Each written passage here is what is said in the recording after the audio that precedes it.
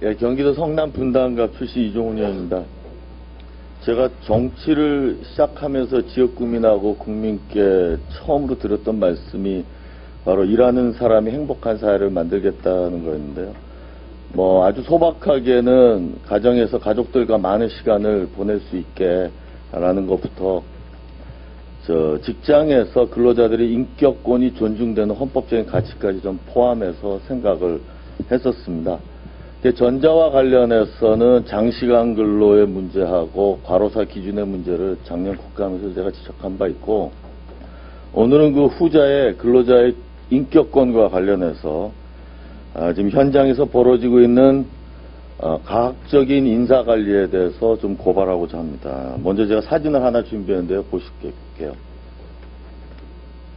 장관님, 저 사진 보시면 특별한 거 지금으로는 잘 모르시겠죠? 네, 그 사진 몇 장 더 보여드리겠습니다.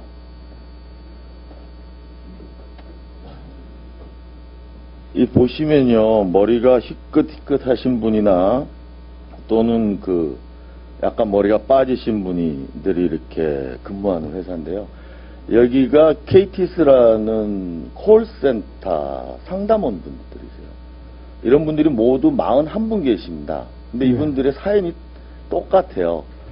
85년 전후에서 KT에 입사했다가 2008년에 KT콜이라는 법인으로 적을 옮깁니다.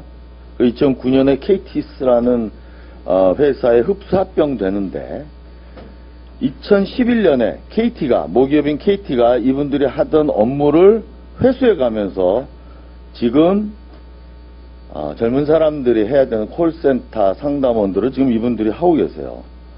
제가 또 하나 좀 보여드리겠습니다. 이분들한테 보내는 경고장인데요. 성수지사에 이분들을 다 몰아놓고 한 달에 한 번씩 여기 계신 분들한테 일을 못한다고 지속적으로 경고장을 보내고 있습니다. 지금까지 21차례 경고장을 보내서 41명한테 21차례니까 861장이에요. 그 내용 짧게 읽어보면 2012년 1월, 2월, 3월, 4월, 5월, 6월, 7월 쭉 해서 생산성 향상으로 업무 촉구 및 경고를 했는데 안 된다. 이런 것을 계속 보내고 있는데요. 조금 더 구체적으로 제가 증언을 좀 보여드리겠습니다. 인터뷰 동영상 좀 틀어주세요.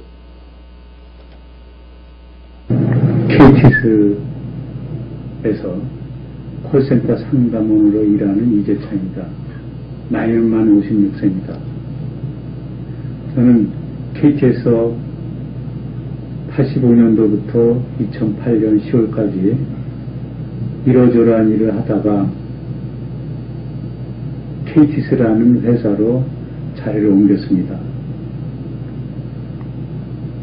그런데 2011년 8월경에 KT가 제가 하던 일을 가지고 왔어요. 그러면서 저한테 콜센터 상담 일을 잠깐 끊어줘서 너무 길어서 안 되겠네. 이분이 조금 이따 나오는데 이분이 난청 환자세요. 네. 예, 오른쪽 귀가 56데시벨로 측정되는데 그 정도면 어느 정도인지 아세요? 군대가 면제입니다. 근데 KTS라는 상담원 센터에 몰아놓고 고문을 하는 거예요. 21차례 경고장을 보내면서. 이와 비슷한 사례가 하나 더 있는데요. 몇십 년 동안 상담원 업무만 하시던 50대 여성분을 현장 개통 업무를 맡겼어요. KT에서. 근데 이 업무에는 직접 트럭을 몰고 현장에 가서 말입니다. 전신주를 타고 가서 선을 연결해야 돼요. 아예 해고를 하든지 이런 과학적인 인사관리가 지금 현장에서 횡행하고 있고, 이분이 손해배상 청구해서 승소를 해서 1,000만 원 배상을 받았다고 합니다. 다시 말씀드리지만 전 사용자가 직장에서 근로자에게 이렇게 과도하게 정신적인 고통을 주면서 관리하는 것을 과학적인 인사관리라고 정의를 하고 싶고요. 제가 이게 KT에서만 그런가 하고 좀 현장에 있는 사람들한테 물어봤더니 이게 굉장히 많은 기업에 횡행하고 있더라고요. 제가 몇 가지 한번 읽어보겠습니다. 첫째, 50대 부장을 40대 팀장이 있는 부서로 전보시킨 후 책상을 주지 않고 회의실에 무기한 대기시켜 놓는다. 두 번째, 근태관리라는 명목하에 몇 번 담배를 피우러 가는지, 사적인 전화는 몇 번 체크해서 위에 보고하고, 세 번째, 명예퇴직을 거부한 근로자를 인사팀에 발령하고 여태까지 하던 업무 전혀 상관없이 신인사 전략을 짜라 해서 못하면 일 못했다고 계속 경고장 주고, 심지어 후배 직원들이한테 모욕을 좀 당하라고 정수기 근처에 책상을 딱 만들어 놓고 왔다 갔다 하면서 흘겨보게 하는 것, 왕따 시키는 것, 이런 정신적 가학행위를 받으면 근로자들이 어떻게 대응할 수 있을 거라고 생각하세요, 장관님? 지금? 직장 현장에서는 아마 상당히 고통스러울 거라고 생각을 합니다. 아까 손해배상은 할 수 있습니다. 그래서 된 사람도 있는데요. 민사법상. 예, KT 경우에 보면 KT 이석채 회장이 회장 되시기 전에 모 로펌에 넘버 3 안에 들어가는 로펌에 5년인가 근무하신 걸로 제가 알고 있는데, 그 로펌을 딱 소송 대리인으로 하면 어느 근로자가 그 로펌을 이기겠습니까? 사후적으로 관리하면 절대 이길 수가 없고요. 제가 좀 생각을 해봤어요, 장관님 대신. 근데 우울증이면 산재 신청할 수 있겠다. 부당한 전보면 노동위원회 구제 신청할 수 있겠다. 근데 이게 다 사후적 조치고 근로자들이 버티기 쉽지 않은, 이기기 쉽지 않은 구조라는 거죠.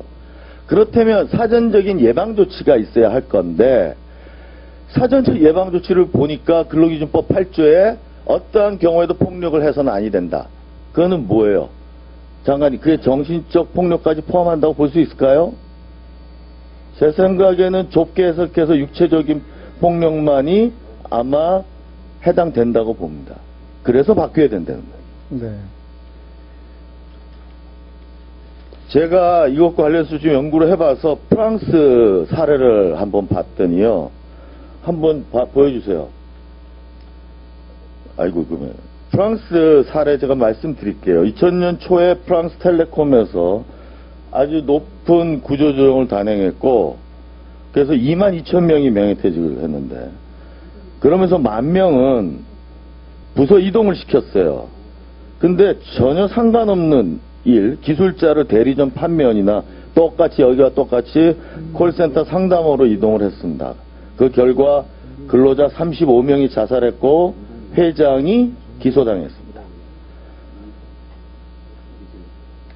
그래서 프랑스법에 나와 있는 내용은 저기 보시다시피 정신적 건강 상태의 변질을 낳을 수 있는 그런 반복적 행동에 대해서는 징역과 벌금이 동시에 가해집니다. 징역 혹은 벌금도 아니고 징역과 벌금이 동시에 가해집니다. 저는 장관이 피로사회라는 책을 읽어보셨습니까? 예전에 우리 시대의 중요한 질병이 박테리아나 페스트처럼 이런 세균에 의한 것이라면 그거는 우리 시대가 극복했지만 새로운 시대에 나타날 수 있는 중요한 우리 현대인의 질병은 우울증이라는 정신적인 겁니다. 또 대한민국의 취업자들이 건설업이나 또 제조업의 취업자 비중은 점점 줄고 서비스업, 직종별로 사무직 근로자 비중이 늘지 않습니까? 이런 사람들이 이런 근로자 구성의 변화에 맞춰서 직업 산업재해의 기준도 바뀌어야 될 뿐만 아니라 근로자들에 대한 인사관리를 규제하는 것도 시대 흐름에 맞춰서 저는 바뀌어야 된다고 생각하고요. 이런 과학적 인사관리에 대해서 저도 입법 발의할 텐데 노동부에서도 대책을 강구해서 저한테 보고를 좀 해주시기 바랍니다. 네, 그렇게 하도록 하겠습니다.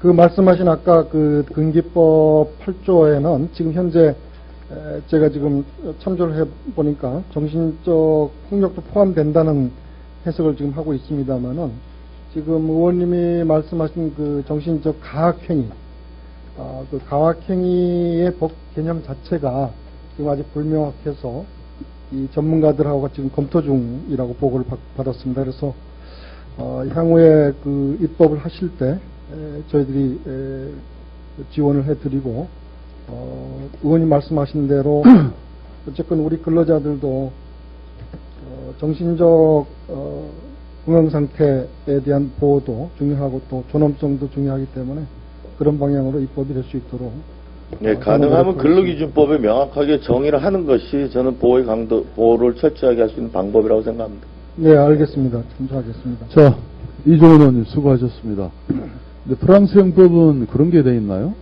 벌금도 매기고 징역형도 병고합니까? 반복적으로 신체적 압박을 가하면, 정신적 압박을 가하면 벌금형 &징역형 이렇게 되어 있네요. 자, 다음은 윤수미 의원 질의.